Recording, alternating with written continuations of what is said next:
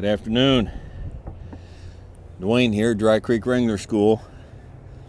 Mom and I spent the first half of the day doing chores and running errands, and we're supposed to have a pretty sunshiny, warm day today, but here it is April 18th, and it's overcast and chilly and windy and rainy and just downright unpleasant. So we came down here and had lunch, and then I was cold, so we built a fire. We're getting kind of behind on the video, so we're gonna make a video. And before we get started, I want to give a shout out to one of the subscribers on here, and I'm not going to do his full name because I don't want to invade his privacy, but Charlie, if you know who I'm talking about, I want to give kudos to you. We lost the another when I was cleaning out the truck. I gathered a bunch of stuff up and threw the box away that had your address and everything on it. But a fellow named Charlie made this and sent it to us, and it's a handle for a cast iron skillet made out of leather, and it's all basket stamped, and man, it's just as pretty as could be. And we've been frantically trying to go around here and find your address and everything, get a hold of you and tell you thank you, and I think I permanently goofed it up. So anyhow, I want to get on here now and personally say thank you. We love it, and it fits perfectly on the handle of the skillet. And so many thanks. It's a beautiful piece of work, and we use it and we love it. And let's see. Seems like there was something else I wanted to cover, but I don't remember what it was. I'm going to have my Partagas Black Label. I like Nicaraguan tobacco. I like a combination of Nicaraguan and San Andreas. But these Partagas Black Labels, they have Dominican in here as well. And I just love these cigars. I've talked about them before on here. They are my number one favorite cigar. So I'm gonna have one of those and a cup of coffee while we talk about Bloodlines. Now, the only Bloodlines I can talk about are quarter horse and just a little bit of thoroughbred, as is applied to quarter horse. And so I think probably the first thing I need to do is address why do we need to talk about Bloodlines. Now, for the most part, I'm going to address this to the folks who are going into horses in a more professional manner, wrangling, cowboying, packing, and you think you are going to get into it to the level you're going to be buying, training, selling, working horses, working your own horses, not just showing up on a ranch and riding whatever they got because they got everything. Why would it be important to have an understanding of Bloodlines in this line of work? Now, even if you're only buying geldings, most working cowboys in whatever field, but actual working cowboys that I know, they just run geldings. They don't ride mares, and you definitely don't ride studs as a rule. They just ride geldings. And so if you're only riding geldings or the occasional mare of your own for yourself, why would you care about the Bloodlines? Why would that make a difference? There's no guarantees about what you're going to get in a horse, but you can play the odds in your favor that you get what you're looking for. Now, you take a man and a woman, they get married, and one of them's really, really super laid back, just real calm.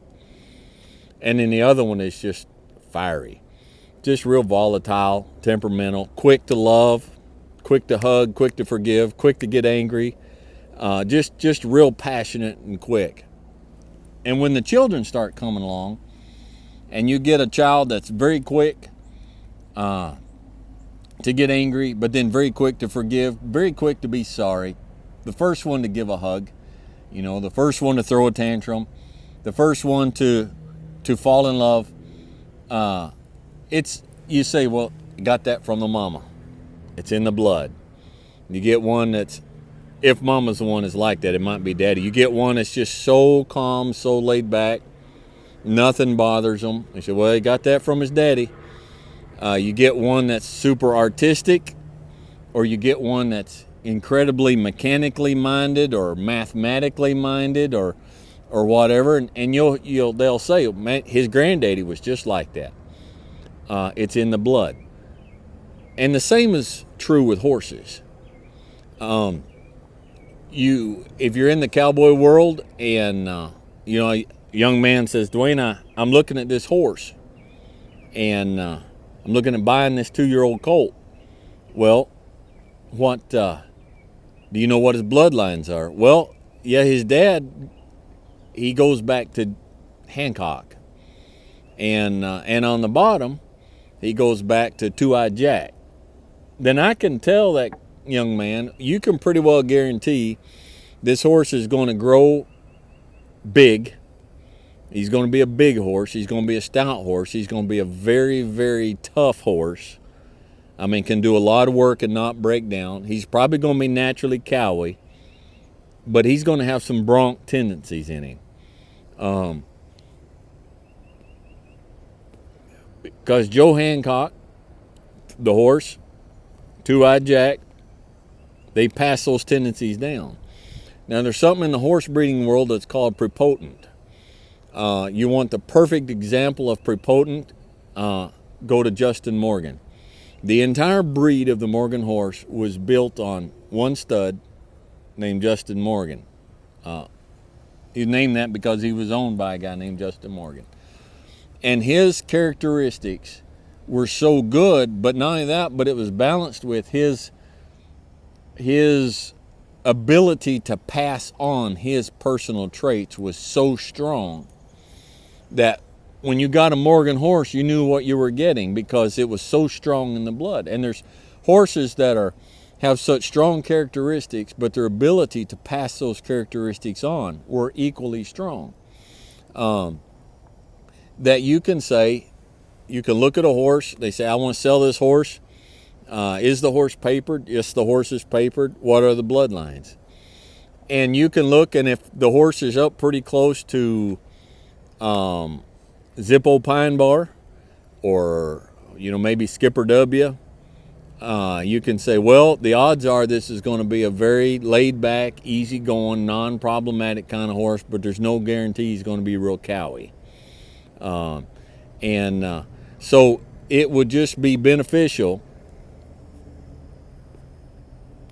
in the horse world for you if you started studying and learning about horse breeds and horse bloodlines and the genetics and how that works. Another thing that is goes along with that very close that you need to understand, and I'm just going to touch the surface of this, and I'm going to be diplomatic. I don't want to kick sand in anybody's sandbox, but many registered AQHA quarter horses out there are not quarter horses. They're quarter horses on paper, but by blood and by genetics and by direct descendants, they're just thoroughbreds. If you go look at a quarter horse and that quarter horse is standing 16 hands and he's lean, built like a rail, he's got a head like that, and he's real spazzy, real wired up, real jacked up, just real nervous, real energetic. The way AQHA works now and has for a lot of years is they've got it set up. If you go through the steps, you can breed a quarter horse to a thoroughbred and register it as a quarter horse. You got to go through the steps, but it's done a lot. So you need to just, and if that's what you're looking for, that's fine. I'm just saying, when you first start out and you say, well, I want a quarter horse, and you go, stay out of the smoke, and you go to buy this quarter horse in your innocency because you haven't studied it out, and you say, well, why in the world does this quarter horse look like a third generation second cousin to Man of War? Because that's probably what he could be. He's probably not a quarter horse. He's registered on books, but quarter horse AQHA figured out a long time ago, if we change the white rule, if we change the rule about registering quarter horses, if we bend this and do that, we get more horses registered.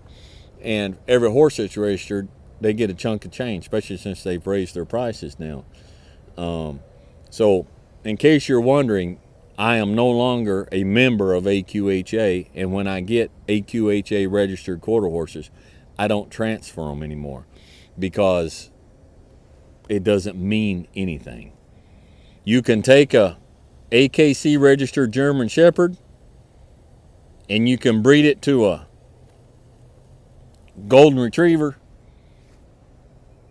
and you can't turn around and register it as a German Shepherd, and you can't sell it as a German Shepherd and tell everybody I'm selling German Shepherds. But people are being deceived in the quarter horse world, in my opinion, and it's just my opinions are like belly buttons. Everybody's got one. That's my opinion. So don't be deceived. If you're going into this and you're going to start making your living at this, then study it and learn what you're doing, okay? And you can save yourself some grief in the long run, and you may be able to save a client or somebody who you're helping in the long run. Impressive. AQHA World Champion halter was 26% quarter horse. Everything else was thoroughbred. Doc Bar, great champion, great, has produced a lot of cutting horse, reining horses. Bloodlines run heavy through the quarter horse industry. 50% quarter horse, 50% thoroughbred. And depending on how you breed a Doc Bar horse to another horse, you just strengthen the thoroughbred side or you strengthen the quarter horse side. And you just need to be aware of it, okay? So as always, I'm not trying to direct your direction in life and your work and everything. I just provide information and let you know about things that may help you in the future, because that's all I ever want to do, guys, is I just want to teach you, and I just want to help you to make informed decisions. All right? So if you like this, click like. If you know somebody could help, click that share button and send the link on to them. And subscribe if you haven't. Hit that bell, notifies you when I put new content up. Today, April 18th, we're only a couple of weeks away from the very first class of school. And we're about to get things together. We're about to be ready. Only got a couple of openings left. We've had a couple of cancellations. So if you were wanting to get in this summer and thought that you were too late, if you'll call Mama on the business phone, which is on the website, might still be able to get you in. And then we're starting to book up through the fall, September and October. Now, if you live in the Northwest somewhere and your idea of the fall is like, I don't want to do that, I don't want to get in the cold, September and October in Tennessee is beautiful. The weather's mild, the heat from the summer is starting to lessen, but the chill hasn't come in, and the leaves are starting to turn, and it's a beautiful time of year out here in this part of the country. So if you're interested in it, we'd love to hear from you. We still have the Patreon account, and so if you like what we're doing and you want to support it, I invite you to go over and take a look at that, and maybe subscribe and be a part of that. So in the meantime, enjoy your fire, enjoy your coffee, enjoy your cigar, enjoy your horses, and we'll catch you next time.